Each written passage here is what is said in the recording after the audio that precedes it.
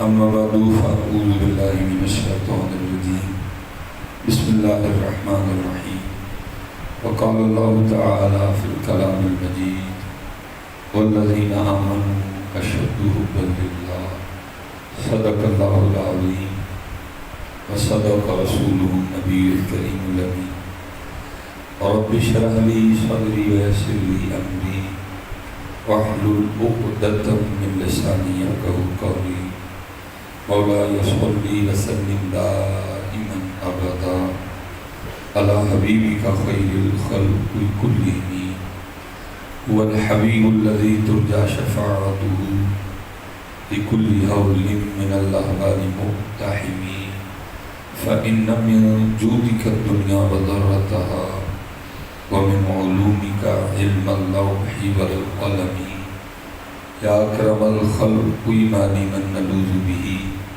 سواك عند حلول الحادث العمم إن الله وملائكته يصلون على النبي يا أيها الذين آمنوا صلوا عليه وسلموا تسليما الصلاة والسلام عليك يا سيدي يا نبي الله وعلى آلك وأصحابك يا سيدي يا نور الله الصلاة والسلام عليك يا سيدي يا نبي الله وعلى آلك وأصحابك يا سيدي يا نور الله. صرف ایک بار محبت سے آپ محبت کو سمجھتے ہیں؟ پھر ذرا مجھے پڑھ کے بتائیں. الصلاة والسلام عليك يا سيدي يا نبي الله وعلى آلك وأصحابك يا سيدي يا نور. ٹھیک ہے. اور حضرت اپنی عادت بنائی جب بھی درود پاک پڑھنے کی باری آئے تو اتنی محبت سے پڑھا کرے کہ آپ کو دوسری بار نہ کہنا پڑے. ٹھیک ہے. اللہ نعرے آپ بڑے زور زور سے مارتے ہیں، جب درود پڑھنے کی باری آتی ہے پھر آپ آواز نہیں نکالتے. اللہ نعرے کی رعایت کوئی نہیں ہے، لیکن درود کے لیے باقاعدہ آیت کریمہ موجود ہے. ان اللہ وملائکتہ یصلون علی النبی. وہاں بولتے ہی نہیں بولا کریں. ٹھیک ہے. دوسری میری ایک اور بات بھی یاد رکھیں، یہ جو آپ کی محفل ہیں اب یہ نہ سمجھا کریں کہ آپ ہی بیٹھے، آپ کو کیا پتہ یہ کون کون بیٹھا ہوں، روحانی حوالے سے بھی اور دوسرے حوالے سے. آپ کو کیا پتہ ہے کس کس ملک کا جاسوس بیٹھا، انڈیا کا، امریکہ کا، فرانس کا، جرمنی کا، تو بیٹھتے ہیں. اس میں کوئی دوسری بات نہیں. آپ کو باقاعدہ نوٹ کیا جاتا ہے، آپ کو باقاعدہ لکھا جاتا ہے. جب حضور نبی کریم علیہ السلام کا نام مبارک ہے تو کیا کیا؟ جب حضور نبی علیہ السلام پہ درود پڑھنے کی باری آئی تو ان کا انداز کیسا تھا؟ اگر یہاں کو نقیب بھائی ہیں، ویسے مجھے امید ہے اس طرح کا معاملہ کر رہے ہیں تو غصہ نہ کرنا. میں نقیب کی بات پہ آپ کے نعروں کو ویسے کچھ نہیں سمجھتا. اس نے تو آپ کو بات اس طرح کی سنائی ہوتی ہے کہ آپ جذباتی ہو کے شروع ہو جاتے ہیں. مزہ یہ ہے حضرت کے پاس ان کا نام آئے تو بندہ مچل جائے. مزہ یہ ہے کہ ان کا نام آئے تو بندہ دیوانہ ہو جائے. مزہ یہ ہے کہ بندہ ان کا نام سنے اور ان کی کیفیت بدل جائے. ماشاء اللہ قبلہ پیر صاحب بیٹھے ہیں. آپ ایک لفظ سنتے ہیں مجذوب. آج سب سے سوکھا کام مجذوب ہونا ہے. سب سے سوکھا کام مجذوب ہونا ہے، کیونکہ سارے کو ہو کے تو پھر داڑھی رکھنی پڑے گی، سارے کو ہو کے تو پھر سر پہ امامہ سے جانا پڑے گا، سارے کو ہو کے تو پھر آپ کو شریعت کی پابندی کرنی پڑے گی. مجذوب ہوئے ہر کام سے جان چھٹی ہے. نماز بھی گئی، روزہ بھی گیا، شریعت بھی گئی، قرآن بھی گیا، سب کچھ گیا. سب سے سوکھا کام ہے. اور میں آپ سے کہوں گا یہاں بھی ایتھے اللہ کاماں رکھ لے پر تے بڑھ بڑھ رہندے مور ویکھ کے تک کے ہاتھ پھڑی مت نکلو کو جو یہ کوئی اتنا آسان مرحلہ نہیں ہے جی. ہمارا تو روز ہوا پڑتا ہے. میرے ایک دوست ہیں مقتدی ہیں جو میں کہ وہ اس حوالے سے دیکھتے رہتے ہیں. وہ مجھے کہنے لگے حضرت کہیں آپ کو لے کے جانا ہے، آپ بڑے خوش ہوں گے. تو بس کچھ سلسلہ نہیں بن رہا تھا. ایک دن فراغت تھی، میں نے کہا چل بھائی سنگیا چلیے. مجھے تو تھا جائیں گے، کو معرفت پہ گفتگو ہوگی، کو تذکرہ یار چھڑے گا، کو سوز ہوگا، کو شوق ہوگا، کوئی مزہ آئے گا جی جا کے. لیکن کچھ بھی نہیں. شریعت پہ تان، علماء کی بے ادبی اور ایسی عجیب و غریب باتیں. میں نے کہا یار پاس میں کتنے گیا. دن سردیوں کے تھے، زور کا وقت تنگ ہو رہا تھا. میں سمجھ گیا کہ نماز والی کہانی کوئی نہیں. والفتنہ تو اشد من القتل. ماڑا کلا بندہ تھا میں. اوکھا سوکھا ہو کے میں اٹھا، میں نے جا کے وضو کر کے زور پڑی، تھوڑی دیر بعد عصر کا ٹائم شروع ہو گیا، عصر پڑی، آ کے بڑا پرتکلف سا کھانا کھایا۔ جب اب نکلے نا تو وہ جو مجھے لے کے گیا تھا، میں نے کہا یار بھابھی ہوئی نماز نہیں پڑھتے؟ مجھے آگے سے کہتا حضرت جی نکلے نا مولوی تھے مولوی، وہ بھابھی ہوئی نہ مقام بہت اونچا ہے اس ٹائم، وہ دل دیاں پڑھتے تھے۔ میں کیا ہوا کل دیا نہیں، روٹی کھانے میرے سامنے بابے ہو رہے 4 نان 2 ڈونگے سالن دے کھا، تو ہی میں نے دسیا بابے ہو رہی 3 بڑھیاں تے 17 ہی آنے۔ یار اردو دل کتنے گیا تھا، اردو دل کتنے گیا تھا؟ نماز والی دل، روزے والی دل، شریعت والی دل، باقی سارے۔ اس لیے بھائی بچ کے رہنا ہے جی۔ باقی جو مجذوب ہوتا ہے تو اس کو کیا لگے گرمی سے، اس کو کیا لگے سردی سے، اس کو نہیں باتوں کی ہوش ہوتی کوئی۔ تو یہ سلسلہ چل رہا ہے۔ ہمارے کو بزرگ تھے تو حضرت کی بارگاہ میں سوال آیا کہ یہ دیکھنا ہو مجذوب اصلی ہے کہ نقلی تو اس کا کیا طریقہ ہے؟ آپ نے 2 جواب دیے، میں ایک آپ کو بتا دیتا ہوں۔ پہلا طریقہ آپ، لیکن میں آپ سے کہوں گا جی آپ نے اس کو بالکل نہیں آزمانا۔ اگر نقلی ہوا پھر بھی خیر نہیں ہے، اگر اصلی ہوا پھر بھی خیر نہیں ہے، ٹھیک ہے؟ آپ نے اس کو بالکل نہیں آزمانا کوئی بھی جاتا، لیکن بات آپ کو سمجھ آ جائے۔ آپ فرماتے ہیں وہ شخص جو دعویٰ جذب رکھتا ہے، جو کہتا ہے جی میں مجذوب ہوں، اگر اس کو دیکھنا ہو اصلی ہے کہ نقلی ہے تو اس کا طریقہ یہ ہے کہ اس کے پیچھے جا کے بیٹھ جاؤ، اس کے پیچھے بیٹھ کے نا حضور نبی کریم علیہ السلام کا نام مبارک لو۔ اگر تو تیری طرف منہ کر لے تو اصلی ہے، نہ کرے تو نقلی ہے۔ مطلب کیا؟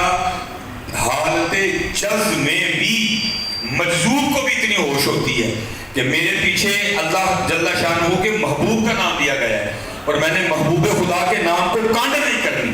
شیخ فرماتے ہیں اگر مجذوب کا یہ حال ہے تو پھر جو ہوش والے ہیں پھر ان کا حال کیا ہونا چاہیے؟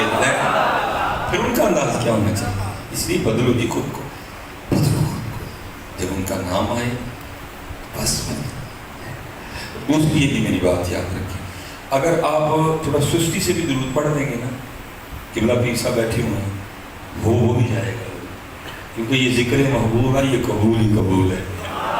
اگر آپ تھوڑی سستی سے بھی پڑھ دیں گے نا، ہو بھی جائے گا۔ لیکن یہ گناہگار کہتا ہے بھائی اگر سستی سے بھی پڑھیں تو ہو جائے، تو بیٹا پھر اگر تو دل سے پڑھے گا تو پھر جو نہیں نہ ہوا پھر وہ بھی ہو جائے گا۔ شرط یہ ہے کہ پڑھے گا۔ اور میرے بزرگ یہاں ایک اور بھی بڑی خوبصورت بات ارشاد فرمایا کرتے تھے، آپ فرماتے تھے بلیا روز ایک چٹھی مدینہ پاک بھیجے۔ چٹھی سے مراد کیا ہے؟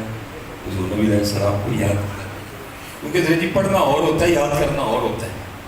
آپ فرمایا کرتے تھے روز ایک چٹھی مدینہ پاک بھیجے۔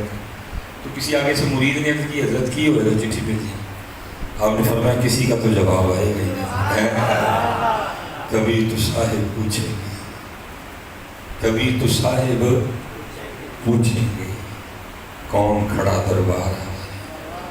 دیکھو ہاں کیڑا ہے جڑا روز سانو جڑا والے تو یاد کرے، کدی نہیں ہے امتی جو کرے فریاد حال نظام بھی، امتی جو کرے فریاد حال نظام بھی، ممکن نہیں خیر البشر کو خبر نہ۔ بس حضرت جی ہم بھی نہیں یاد کرتے، آپ کو یاد کیا۔ جو نہ بھولا ہم غریبوں کو رضا، جو نہ بھولا ہم غریبوں کو رضا، ذکر اس کا اپنی عادت کیجیے۔ ٹھیک ہے، محفلوں میں بھی پڑھو، اپنے گھروں میں بھی پڑھو، ٹھیک ہے جی۔ پھر دیکھو رنگ لگتا ہے کہ بس ہم پڑھتے ہی ہیں۔ جی میں جب جامعہ نظامیہ پڑھتا تھا نا لاہور، کیونکہ میں اپنے والد صاحب کی شادی کے 17 سال بعد پیدا ہوں، بڑا ایکسٹرا لڑکا تھا، یہاں سے لے کر وہ سامنے دیوار تک بھی مجھے اکیلے جانے کی اجازت نہیں تھی، ساتھ کوئی نہ کوئی جایا کرتا۔ تو پھر ان محبتوں میں نہ کچھ میرے بھی شوق دب کے رہ گئے۔ مثلا کیا، مجھے بڑا شوق تھا ٹیوب ویل میں نہانے کا، مجھے بڑا شوق تھا کھیت سے خود گونگلو کھیڑ کے کھانے کا۔ تو جب میں نظامیہ آیا نا تو میرے ایک دوست سے تو میں نے ایک دن ان کے سامنے اپنی اس خواہش کا اظہار کیا۔ انہوں نے کہا حضرت مسئلہ ہی اب اس دفعہ سیالکوٹ نہ جائیں، میرے ساتھ اکھاڑا چلیں، آپ کے سارے شوق پورے کر دیں۔ ہم ان کی دعوت پہ اکھاڑا چلے گئے، رات رج کے اپنے شوق پورے کیے، رات کو تھک کے سوئے، عشاء کی نماز پڑھ کے، ہمیں کوئی ہوش نہیں۔ گھر میں 2 کمرے تھے، ایک کمرے میں وہ خود تھے، دوسرے میں انہوں نے ہمیں سنا تھا۔ میری حضرت کو رات کو 1 بجے آنکھ کھلی کس طرح کہ کمرے میں ایک شخص لیٹا ہوا تھا اور وہ شور کر رہا تھا لاہور لاہور لاہور لاہور. اس نے ہمیں اٹھا دیا. میں اٹھ کے دیکھا. صبح حضرت نے جس سے بھی میری ملاقات کرائی نا اور تعارف کروایا یہ وہ ہیں یہ وہ ہیں یہ وہ ہیں, ان میں وہ حضرت نہیں شامل تھی. اس لیے ہم زیادہ پریشان ہوئے کہ بھائی یہ کیا ناگہانی آفت ہے جو رات کو 1 بجے ہم پہ نازل ہوئی اور یہ اپنی آنکھیں بند ہے, گہری نیند سویا ہوا ہے, لاہور لاہور کروا رہا ہے. یہ بہرحال تھوڑی دیر بعد خاموش ہو گئے. ہم نے سونے کی کوشش کی اور ہم اس میں کامیاب ہو گئے, لیکن تھوڑی دیر بعد اس نے پھر جگہ دیا. بڑا غصہ ہے. پھر ہم نے سونے کی کوشش کی, پھر کامیاب ہو گئے. تیسری بار اس نے پھر جگہ دیا, پھر نہیں نیند آئی ساری رات. ہم بیٹھے رہے اور کہتے رہے بس ذرا صبح ہو جائے پھر علامہ صاحب سے پوچھتے ہیں. صبح فجر کی نماز جب پڑھنے گئے, حضرت نے مصلی امامت پہ مجھے کھڑا کر دیا. میں نے نماز پڑھائی. نماز پڑھ کے جب باہر نکلے میں نے علامہ صاحب کا ہاتھ پکڑا اور سائڈ پہ لے گئے. میں نے کہا علامہ صاحب جگہ نہیں نہ بلانا تو صاف نہ کر دو, لیکن راتی کی کروایا ہے. فرمانے لگے گیا میں حضرت کو پتہ نہیں کیا ناگہانی آفت نازل ہوئی رات کو, ساری رات اللہ کے بندے نے سونے نہیں دیا, لاہور لاہور کرواتا رہا. وہ کہنے لگے حضرت وہ ناگہانی آفت نہیں, وہ میرے برادر اکبر ہے. بس مجھے نہیں پتا تھا کہ وہ رات کو آ جائیں گے. اگر مجھے پتا ہوتا تو میں کہیں اور ان کے سونے کا اہتمام کرتا. میں نے کہا مسئلہ کیا ہے؟ ان کا مسئلہ یہ ہے کہ یہ روز بس لے کے نا اوکاڑا سے لاہور جاتی ہے, اور کیونکہ انہوں نے اوکاڑا سے لے کر لاہور تک لاہور لاہور کرنا ہوتا ہے. اب ان میں لاہور اتنا غالب آ گیا یہ سوتے میں بھی لاہور لاہور ہی کرتے ہیں. میں نے اس دن سیکھا تھا. میں نے کہا جب بندہ سارا دن لاہور لاہور کرے نا تو ستیاں بھی لاہور لاہور ہوں گے, تو جب بندہ سارا دن اللہ اللہ کرے تو ستیاں اللہ اللہ نہیں ہوئے گا. اگر بندہ سارا دن حضور نبی علیہ السلام کا نام مبارک لے تو آپ کے خیال میں سوتے میں نہیں ہوگا. بھائی ہمارے بڑوں نے یہ لطیفے نہیں لکھے کوئی بھی, انہوں نے حق سچ لکھا ہے. اس لیے تو کسی نے کہا تھا میں سو جاؤں یا مصطفیٰ کہتے کہتے, میں سو جاؤں یا مصطفیٰ کہتے کہتے, کھلے آنکھ صلی اللہ کہتے کہتے. اور یہی کربلا والوں کا